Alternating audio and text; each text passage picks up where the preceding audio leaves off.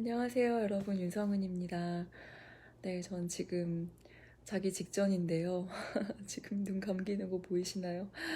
네, 지금 노 메이크업 상태라 조금 거북하실 수도 있지만 자연스럽게 받아들여 주셨으면 감사하겠습니다. 네, 저는 어제 또 그 미서부의 명물인 인앤아웃 버거에서 햄버거를 혼자 먹었는데요. 사람이 정말 많더라고요. 평소에도 그렇게 많은가 봐요. 아, 그래서 치즈버거를 바깥에서 건물의 바깥에 있는 자리에서 먹을 수밖에 없었는데 뒤에서 어떤 이제 남자분과 여자분이 이야기하는 소리가 들리는 거예요. 어쩔 수 없이 이제 주변이 조용해가지고 그런데 이제 남자분이 나 기생충 봤는데 막 이런 얘기를 하고 있는 거예요.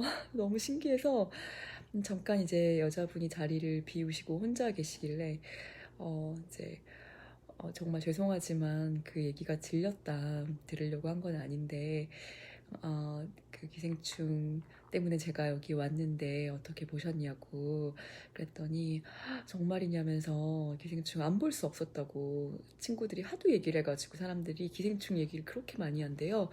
네, 그래서 이제 봤는데 정말 재밌었다고 그렇게 이야기를 해서 저는 당연히 그래도 영화 관계자인 줄 알았어요. 그리고 이제 오스카상 이야기도 막 기대되는 이야기도 하는 걸 들었기 때문에 그랬더니 물어봤더니 그 또 영화 업계에 종사하시는 분도 아니더라고요. 그럼에도 불구하고 이제 기생충에 대한 소문을 듣고 영화를 봤다고 그리고 너무 즐겁게 재미있게 즐겼다는 그런 이야기를 해서 아주 기분이 좋았답니다.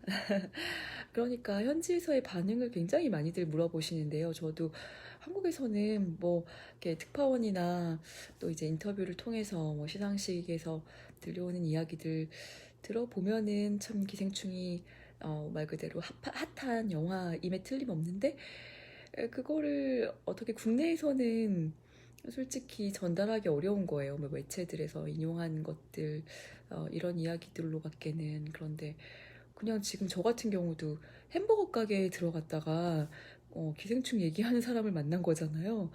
물론 이게 LA이긴 하지만 그리고 이제 오스카 상 시즌에 또 돌비극장 근처에서 만난 분이긴 하지만 그래도 이 정도면은 참 기생충의 열기가 얼마나 뜨거운지 그 조금 몸으로 제가 지금 체험한 그런 상황이 된 것 같습니다. 네.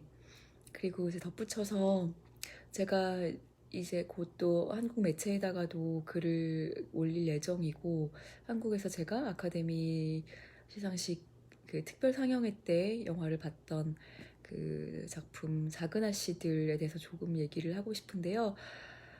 참 저는 그레타 거윅 감독을 노아 바움백 영화에서 처음 봤는데 참 그렇게 이제 상큼하게만 느껴졌던 그녀 둘은 이제 또 연인 관계이기도 하죠. 이렇게 또 영화를 잘 만들어줄 줄은 몰랐습니다.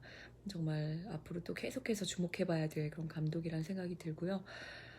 작은 아씨들 다 아는 이야기인데 솔직히 저는 현대 여성들에게 어느 정도 어필할 수 있을지 거기에 대해서는 좀 그 영화를 보기 전에는 궁금하고 미지수였거든요. 그런데 참 7년 전과 현재를 오가면서 비슷비슷한 장면들을 엮어서 편집하는 그런 방식에도 정말 흥미로웠고 그런 방식들도 완전히 똑같진 않지만 예를 들면 뭐 베스가 아팠을 때라든가 또 이제 에이미나 조가 또 그 고모님과 맺는 관계 뭐 같이 등장하는 장면 뭐 이런 것들을 이렇게 엮어가지고 표현했던 거 바닷가씬 이런 것들이 상당히 재밌더라고요. 네, 그런 식의 어떤 그 플래시백 편집 방식도 저한테는 보는데 굉장히 즐거움을 주었고요.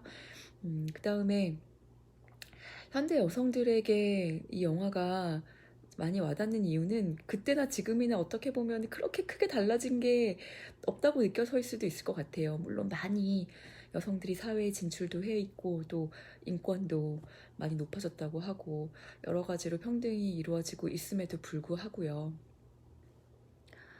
여성들을 바라보는 시선의 어떤 선입견들이 예나 지금이나 똑같이 있는 것 같아요.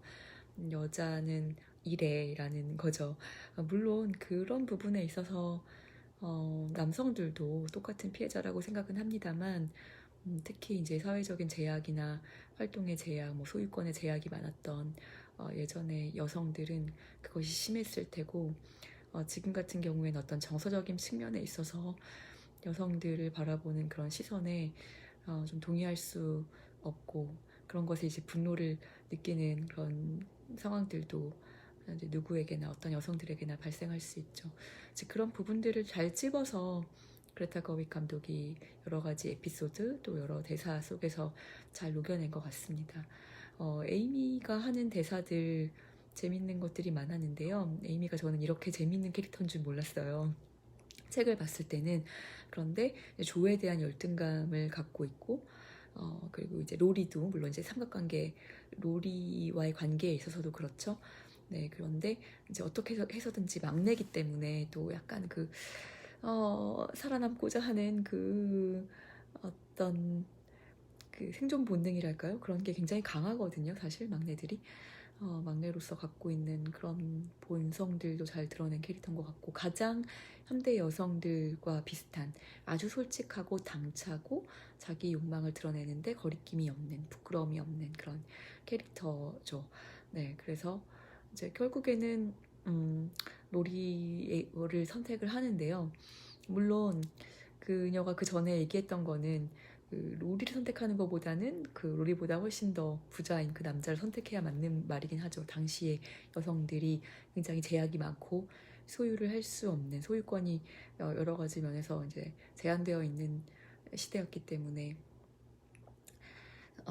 이제 그래서 돈 많은 남자를 원하고 돈 많은 남자와 결혼을 하는 것이 여성들에게 성공한 거나 마찬가지고, 이제 그런 이야기를 하지 않습니까? 그것에 대해서 어떻게 다른 사람들이 어떤 시선으로 보는지는 상관없다. 그리고 그렇게 봐서는 안 된다. 이렇게 이제 일침을 가하잖아요.